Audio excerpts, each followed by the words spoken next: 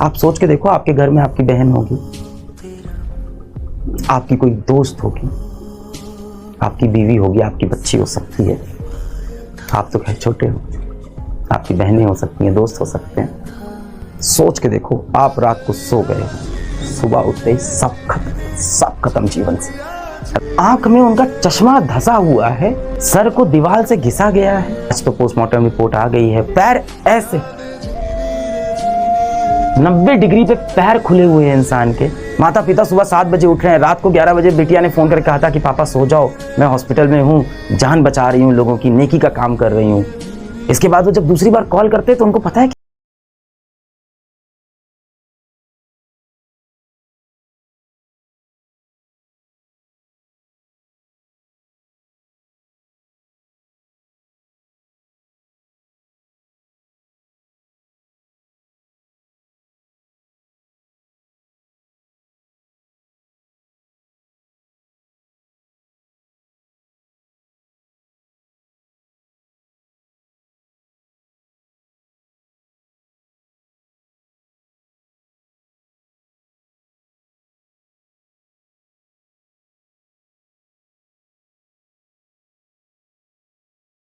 MBBS करने जाती है, 5-5.5 साल पूरा एमबीबीएस अपना खत्म करती है, फिर नीट पीजी की तैयारी करती है, फिर उसके बाद जूनियर रेजिडेंट बनती है।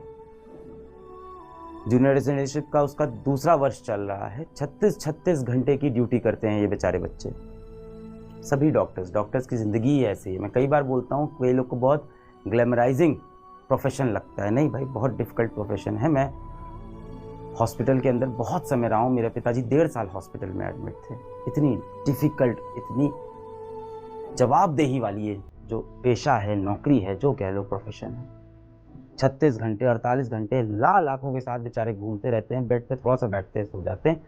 इस बच्चे का भी वही केस है, अगर आप ध्यान से देखो तो। मतलब जितना मैंने अभी तक न्यूज़ में देखा, यही है कि उसने रात को 11 बजे अपनी मम्मी को कॉल किया कि मम्मी मैं यहाँ बढ़िया हूँ, हॉस्पिटल में ठीक है, 36 घंटे से सोई नहीं हूँ, अभी फिर राउंड पे जा रही हूँ, अपने काम पे जा रही हूँ, आप सो जाओ मम्मी, पापा आप भी सो जाओ, सब सही है। माता पिता भी सोचे कि हाँ ठीक है, हॉस्पिटल में है, दूसरों की जान बचा रही है, नेकी का काम कर रही है मेरी बेटी, सो गए। रात के 2 बजे कोई इंसान खाना खा रहा है हॉस्पिटल के अंदर। सोच रहे हैं, मतलब अपने हॉस्टल भी नहीं जा पा रहे हैं वो। हम लोग तो बाहर कभी चले जाते हैं, बाहर खा लिया, कहीं कोई कैंटीन में खा रहा है, किसी की तो घर में मम्मी पापा खाना बना के दे रहे हैं भाई, रात के 9 बजे एकदम पूरी तली हुई एकदम प्लेट में। और रात को 2 बजे हॉस्पिटल में खाना खा रहे हैं कि इसके बाद अभी फिर राउंड पे जाना है। और सोने के लिए वापस अपने हॉस्टल तक नहीं जा पाते ये बच्चे। इतनी टफ ये प्रोफेशन है, इतना खराब डॉक्टर टू पेशेंट रेशियो है हमारे यहाँ, इतना प्रेशर है ऐसे हॉस्पिटल्स में। वो बच्ची सोचती है कि ठीक है राउंड ले रहे हैं, कहाँ कहाँ लेट जाऊँ मैं, यहाँ कहीं कहीं छोटा सा एक बेड है, थोड़ी देर के लिए कमर सीधी कर लूँ, फिर काम करना है। पास में एक रूम है, सेमिनार रूम जैसा है, वहाँ पे उसने सोचा कि थोड़ी देर लेट जाती हूँ। और उसको बहुत सिक्योर है कि मैं हॉस्पिटल में हूँ, मैं लोगों की जान बचाने के लिए यहाँ हूँ, मैं तो इस काम से यहाँ तो मैं पूरी तरह से सुरक्षित हूँ, सेफ हूँ। बच्ची रात को 2 बजे सो गई, हम सब सो गए, हम सब गहरी नींद में हैं। और रात को 3 बजे उसके साथ जो दर्दनाक, जो खौफनाक हादसा हो रहा है, और हम सब सो रहे हैं, पूरा देश सो रहा है, हर कोई सो रहा है। एक तरफ हम बात करते हैं बेटियों को पढ़ाओ, बेटियों को आगे बढ़ाओ, विमेन एम्पावरमेंट, लड़कियों को नौकरी में होना चाहिए, लड़कियों को डॉक्टर बनना है, इंजीनियर बनना है, बिजनेस टाइकून बनना है। और एक तरफ एक बच्ची इतने स्ट्रगल के बाद, 7-8 साल का ये पूरा स्ट्रगल हो जाता है, 11th क्लास से जोड़ो तो ये 10 साल का पूरा स्ट्रगल। इसके बाद वो एक जॉब पे जाती है जहाँ 36 घंटे की नौकरी है, जहाँ आप खाना खाने के लिए घर नहीं जा सकते, जहाँ आपको सोना है तो वहीं आसपास कहीं बिस्तर है, कहीं एक चेयर लगी है, उस पर बैठ के ऐसे सो रहा है बेचारा। उस हालत में उस बच्चे के साथ ऐसा कुछ होता है। देखिए, इतना बड़ा देश है, ऐसी घटनाएं होती हैं, पूरी तरह से कभी नहीं रुकेगी। प्रैक्टिकल बात यह है क्योंकि इंसान जो है उसके अंदर एक शैतानी दिमाग है, कुछ इंसान दरिंदा होता है, मानता हूं मैं, ये प्रैक्टिकल वर्ल्ड है, इसको रुकने में शायद बहुत सदियां लग जाएं और शायद कभी भी ये पूरी तरह से ख़त्म ना हो। पर इसको कम करने का तरीका है कि जब भी ऐसी घटना हो उस पर तुरंत एक कठोर एक्शन तो लें, हम एक क्लियर मैसेज तो दें कि इस देश में ऐसे रेपिस्ट की कोई जगह है ही नहीं। एक ही सजा है, फांसी, इंस्टेंट, समय नहीं। कहां है भाई, पकड़ा मुजरिमों को, पकड़ा और लगा दिया फांसी पे। आप कहोगे सर इतनी जल्दी पता कहां चलता है? भाई साहब, जब कोई ऐसा मुद्दा आता है ना, जब सरकार के खुद के काम होते हैं, मिनिस्टर्स खुद काम होते हैं, तुरंत फैसले आते हैं, तब तुरंत बिल पास हो जाता है संसद में, तुरंत एक्शन हो जाता है। अब आप कहोगे सर एक लड़की के साथ ऐसा हुआ है, ठीक है, बाकी तो सब लोग सेफ हैं। बेटा यही तो एग्जाम्पल सेट करता है। आज इस तरह के माइंडसेट वाले जितने क्रिमिनल होंगे, गंदी दिमाग वाले जो नाली के कीड़े जैसे लोग होते हैं, मतलब आज उनको तो लग रहा होगा यार कुछ होता भी नहीं है, सब सेटल हो जाता है। जो उनकी फोटोज आई हैं, जो मीडिया में रिपोर्ट आए हैं, आंख में उनका चश्मा धंसा हुआ है, सर को दीवार से घिसा गया है, पैर ऐसे 90 डिग्री पे पैर खुले हुए हैं इंसान के। क्या जानवर वाला सलूक हुआ है। और इसके बाद, ये सब होने के बाद, सुबह सुबह उनके माता पिता को हॉस्पिटल से कॉल जाता है कि आपकी बेटी की तबीयत बहुत खराब है, आप हॉस्पिटल आ जाइए। क्योंकि अभी हॉस्पिटल का जो प्रशासन है उसको भी नहीं समझ में आ रहा है कि ये बात हम कैसे बताएं, कितनी बदनामी हो जाएगी, ना जाने कौन लोग इसमें इन्वॉल्व होंगे, उनका नाम आ जाएगा, पता नहीं अंदर क्या है, कितना घोटाला है, कितनी गड़बड़ी है इसके अंदर, किसी को नहीं पता। माता पिता सुबह 7 बजे उठ रहे हैं, रात को 11 बजे बिटिया ने फोन करके कहा था कि पापा सो जाओ, मैं हॉस्पिटल में हूँ, जान बचा रही हूँ लोगों की, नेकी का काम कर रही हूँ। सुबह 7 बजे पिताजी माताजी उठते हैं, आपकी बेटी की तबीयत बहुत खराब है, जल्दी से हॉस्पिटल आ जाइए। इसके बाद वो जब दूसरी बार कॉल करते हैं तो उनको पता है क्या बोला गया, कि आपकी बेटी ने आत्महत्या कर ली, सुसाइड कर ली है। ये दिखा रहे हैं कि लड़कियां कहीं ना कहीं मानसिक संतुलन सही नहीं, डिप्रेशन में थी। आज तो पोस्टमार्टम रिपोर्ट आ गई है, पूरा साफ है कि इसके अंदर रेप हो रखा है बच्ची का। पर पहले क्या एकदम मामले को दबा दो, क्या है, कुछ नहीं है, कुछ नहीं, सुसाइड हुआ है, डिप्रेशन में थी। हाँ ठीक है, वर्कलोड ज्यादा है, डिप्रेशन में थी, सुसाइड कर। माता पिता जब हॉस्पिटल पहुंचते हैं तो उन्हें हॉस्पिटल के अंदर जाने ही नहीं दिया जाता। घंटा, 2 घंटा, 3 घंटा, 4 घंटा वो हॉस्पिटल के बाहर खड़े हैं, अपनी बेटी को नहीं देख पा रहे, अपनी मृत्यु बेटी को नहीं देख पा रहे, उसकी शक्ल नहीं देखने दे रहे। क्या हो रहा था अंदर इस समय, क्या हो रहा था? प्लानिंग चल रही थी कि कैसे संभाला जाएगा, कैसे इज्जत बचाएं हम हॉस्पिटल की, कैसे इज्जत बचाएं हम इस स्टेट की, कैसे इज्जत बचाएं हम सरकार की, कैसे इज्जत बचाएं इस पूरे सिस्टम की। बाहर एक बाप कह रहा है कि मेरी बेटी को देखने दो। किसी तरह से लड़ झगड़ के जब बाप अंदर पहुंचता है तो अपनी बिटिया को बिना कपड़ों के कहीं पूरे शरीर पे कपड़ा नहीं देखता है, पूरी बॉडी चोटिल है, चोट के निशान, आंख फूटी हुई है, सर पे चोट है, पैर इस तरह से ऐसे खुले हुए एकदम।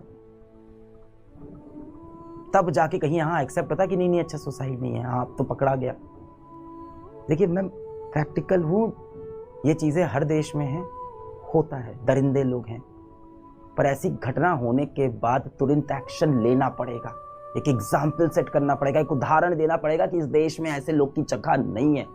ऐसे क्या, इसके आसपास सोचने वालों की, लड़कियों को उनके बिना इजाजत के हाथ लगाने वालों की भी इस देश में जगह नहीं है। हम लोग अपने कंपनी में जब काम करते हैं, कोई भी चोरी की घटना आ गई, कोई भी करप्शन की घटना आ गई, वो चाहे 500 रुपए की हो, 5 लाख की हो, मैं तुरंत बोलता हूँ स्ट्रिक्ट एक्शन लो, ताकि बाकी सब इस बात से डर जाए। जब भी ऐसा कुछ हो तो तुरंत एक्शन लो। यहाँ पे अब आपको ये नहीं सोचना है कि एक्शन लेने से क्या होगा, इसके पॉलिटिकल कनेक्शन कौन से हैं, इसके पास पैसा रुपया कौन सा है, क्या मैं तुरंत आप एक्शन। कोई एक्शन नहीं भाई साहब, सुसाइड है, दबा दो। जब पोस्टमार्टम रिपोर्ट आ रही है वो ये कह रही है कि आप लोग तो बेटा नीट के ही स्टूडेंट हो, है ना। अभी अपन देखो यही सब बात कर रहे थे कि 650 नंबर कैसे लाने हैं, कैसे MBBS। मुझे भी अब शर्म आती है बोलते हुए कि बेटा आप MBBS करने जाओ। आए दिन कुछ ना कुछ ऐसा हो रहा है। एक तो वहाँ पे वर्क कल्चर ऐसा है, ये प्रेशर में तो है ही डॉक्टर, काम तो ज़्यादा है ही है। उसके बाद ये सब होता है, मैं कैसे बोलूँ 650 नंबर लेके आ बेटा जाओ, फिर ये होगा। इतनी मेहनत करने के बाद ये होगा तुम्हारे साथ। आप लोग तो नीट के एस्पिरेंट हो। जो सीमेन सैंपल मिला है वो पोस्टमार्टम में क्लियर दिखा रहा है कि 1 से ज़्यादा लोग थे। अमाउंट ऑफ सीमेन, जितना सीमेन मिला है, जितना स्पर्म्स मिले हैं, जितना काउंट मिला है, जितना क्वांटिटी है, वो एक व्यक्ति का नहीं है। उसके बाद क्या होता है, 24 घंटे के अंदर, क्योंकि मीडिया में हाईलाइट हो गया, तो एक व्यक्ति को पकड़ा जाता है और कितनी आसानी से पुलिस कहती है कि उसके कान का एयरपॉड, ब्लूटूथ एयरपॉड है, क्या है कि उसके कान का एक ब्लूटूथ डिवाइस वहाँ पे वो छूट गया था, उससे वो छोड़ के चला गया था। और वो व्यक्ति की भी आप डिटेल देखो, वो 4 बजे सुबह हॉस्पिटल पहुंचा है, 4 बजे के आसपास, 6 साढ़े 6 पे जाके अपने घर में सो गया और अपना ब्लूटूथ एयरपॉड वहाँ पे रख के चला गया कि हमें पकड़ लेना। और पुलिस ने पकड़ा भी कैसे कि ब्लूटूथ एयरपॉड उठाया और हॉस्पिटल के स्टाफ में सबके ब्लूटूथ ऑन कराए कि देखते हैं किसके फ़ोन से मैच करेगा। व्यक्ति तभी पकड़ा जाता है, अपना गुनाह भी कबूल कर लेता है, कहता है हाँ मैं ही था। पोस्टमार्टम रिपोर्ट अब ये साफ दिखा रही है कि एक से ज़्यादा व्यक्ति से, और ये कह रहा है मैं ही था, यानी यहाँ भी झूठ है। क्यों ये झूठ बोल रहा है? किसने इसको प्रलोभन दिया, पैसे का दिया, धमकी दिया, क्या दिया? ये तो कह रहा है मैं ही था, अकेले था, मैं नहीं किया, मुझे सजा भी दे दो। अब ये मुद्दा सीबीआई पे चला गया है, पर अब सीबीआई पे जाते जाते इतने सबूत मिटा दिए गए हैं। जब 3 घंटे तक पिताजी अंदर नहीं आ रहे हैं, पहले बोल रहे हैं आपकी बेटी की तबीयत खराब है, फिर बोल रहे हैं आपकी बेटी ने सुसाइड किया है।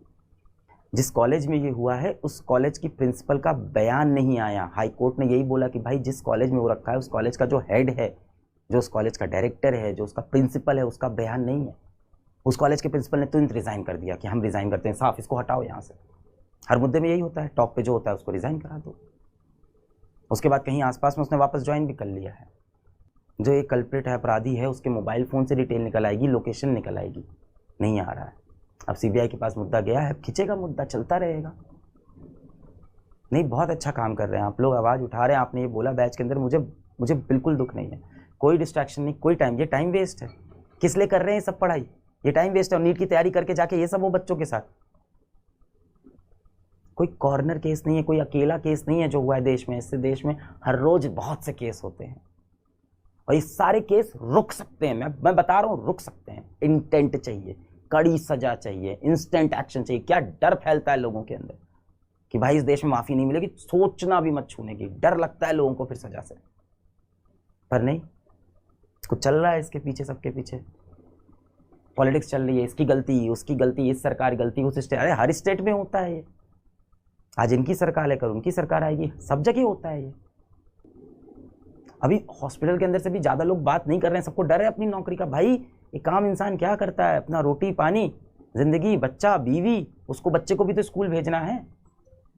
बहुत ही दर्दनाक है इसका सल्यूशन यही है, एक्शन।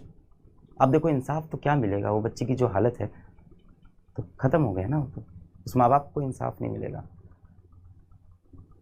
अब जो मिनिमम हो सकता है वो यही हो सकता है कि तुरंत कड़ी सजा हो, पकड़े जाएं लोग। अगर ये गैंग रेप है तो बाकी लोग पकड़े जाएं। कोई भी मेन स्ट्रीम मीडिया इसको काफ़ी समय तक हाईलाइट नहीं किया, काफ़ी समय बाद मेन स्ट्रीम मीडिया पे ये चीज़ें आई हैं। डॉक्टर्स प्रोटेस्ट कर रहे हैं, इससे भी एक अलग नुकसान है। अब पेशेंट बेचारा हॉस्पिटल में लेटा हुआ है, डॉक्टर्स प्रोटेस्ट पे, तो क्या करें डॉक्टर्स? बिना प्रोटेस्ट करे काम करते रहें, कल दूसरी लड़की के साथ हो, कल तीसरी लड़की के साथ, चौथी लड़की के साथ, इसके बाद लड़कियां काम करना छोड़ दें हॉस्पिटल के अंदर। हो गया बंटाधार, पहुंच गए वापस 7 साल 100 साल पहले। हम फिर से सती प्रथा शुरू कर देते हैं, दबा दो लड़कियों को, यही है ना फिर।